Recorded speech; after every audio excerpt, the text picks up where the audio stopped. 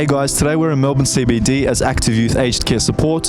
We'll be going around Melbourne. We'll be asking Melbourners what they think about Australia's elderly care facilities. So let's go.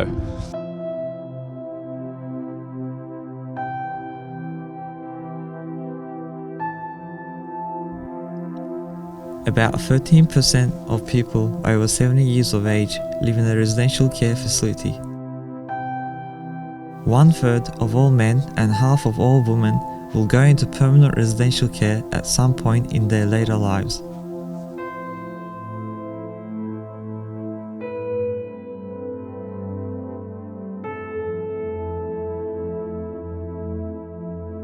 Hello Stuart, how are we doing today? Very well, Ahmed, very well. So today, as you know, I've just mentioned to you that we're here together to ask a few questions about Australia's aged care facilities. First of all, I'd like to bring to your attention that, Australia's aged care facilities actually have many people residing in them. However, there's very little people actually going and visiting them on a yearly basis. In fact, many of them have zero, basically none, no visitors at all in a year. What do you think about this, first of all? Look, it doesn't surprise me. I have a number of friends who work in aged care, and I know that one of their difficulties in aged care is always to find those things, to find those sort of social outlets for people, precisely because there's not the involvement with family that they'd like. It's not good at all. Obviously not good. Yeah. Yeah. Well, as a citizen of New Zealand, I'd have to say that I think, while I can't comment on what's happening in Australia, I think we'd find exactly the same worrying statistic in my country also. Yesterday we took the train through the eastern suburbs and up to Lilydale, and I was surprised actually how few aged care facilities I saw, because in New Zealand, I don't know, it feels like we're putting all our older people in like huge institutions. I think it's a sad indictment of the society that we have become, where there's an increasingly less concern within families for family members, because clearly those are the people who should be visiting first of all. I think it is concerning that they don't get any visitors, but it can be hard, I think, because a lot of families, they do have, things to do, and I guess it's not really an excuse, but it is quite a concerning statistic, I think. So what do you think us as Australian citizens, as an individual can do, or as organisations, what we can do to, help this troubling situation in the Australian aged care facilities? Look, it is an interesting question, because I think that the first answer is that comes to people's minds is perhaps the easy answer, which is that families should do more. I don't know that that's a realistic expectation in our society today. I think we're a little bit more fragmented than we used to be. People don't live in families anymore. Of course, when a family is involved, that's great, but I think that part of what we do in aged care has to be planning for those cultural and social outlets. Yeah. Maybe to volunteer. Right. It's a bit rich coming from me, because I don't volunteer. But maybe the government, I know the government has money, maybe they can spend money on people to, come and hang out with them and play games and do things. Right. So, people get paid to do this as well, so. I think on an individual level, I think if people were made more aware of how concerning the statistics were, and also the effect it has on these elderly individuals, then they might, be more inclined to do more themselves to visit. But also I think as a society as a whole, we could look into maybe creating groups, whether they be voluntary groups or something, that we have to go and spend time with these elderly individuals to help them out. What you practically can do is, I suppose, to get to know the people who run such facilities in our own communities, and perhaps to spend an hour or so, even if it's one Sunday a month, visiting them and meeting these people who live among us, but whom we never see because they are not sharing the public spaces. Right. Yeah.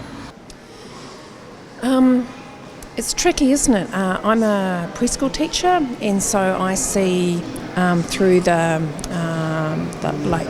life cycle that we're not just putting our older people in these facilities, but we're putting right from when children are yes, so we are fast becoming very institutionalised societies,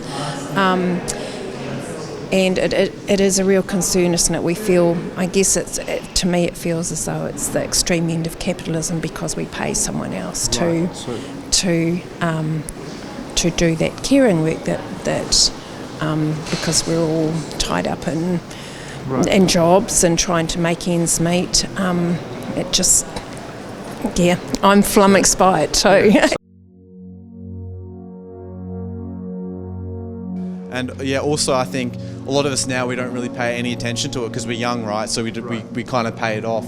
But time's a scary thing, and a few years from now I'm going to be 70, 80 years old if I even live to that age. So it's a thing that people put off now because we don't have to worry about it until later. So your opinion is that capitalism is in a sense taking over the responsibility of families in this situation, of family members, if that's correct? Yes, it is. I work with young families who are putting their I know it's not aged care, but they're putting their babies in long day care from when they're only several weeks old, and it seems like at both ends of the life cycle that's our most vulnerable people are being cared for by people who are paid to do that care work, and really it's a real concern, isn't it? There is the obvious thing is for people through their contact networks to have more to do with this elderly group, more to do with people who are over. I hesitate to say this because I know people over 70 who say they're not old, but people in their, say, last 20 or 30 years should be among our friendship groups anyway, so that when ill health or whatever reason forces them to move into an assisted facility, that we continue to visit them the same as we would see them at the local cafe when they're living in the community.